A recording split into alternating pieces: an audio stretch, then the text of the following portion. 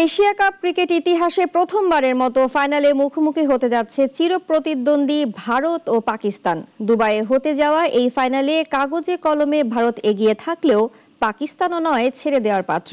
টানটান উত্তেজনায় চরম প্রতিযোগিতার আশায় উভয় দেশ।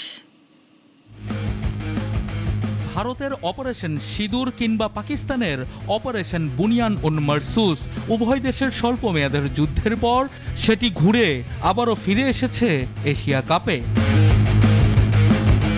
সুপার 4-এ ভারতের বিপক্ষে পাকিস্তানের ব্যাটার সাহিবজাদা ফারহান 50 করে যে বন্দুক তাক করার উদযাপন করে, তাতেই শুরু হয় বিতর্ক।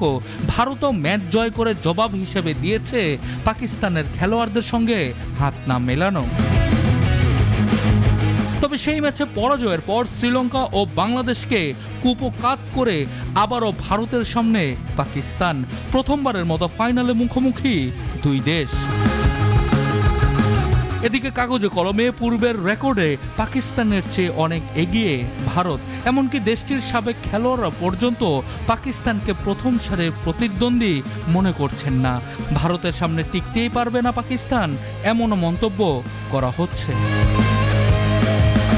তবে পূর্বের সব হিসেব আজ ফাইনালে পুষিয়ে দেওয়ার অঙ্গীকার পাক বাহিনীর। ওপেনিংয়ে ফকর জামান, সাহিবজাদা ফারহান, সাইম আয়ুব ব্যাটিং ভরসার জায়গা হলেও বোলিং দিয়েই জয় কেড়ে নিতে চান শাহেনশাহ আফ্রিদি ও হারিস রৌ।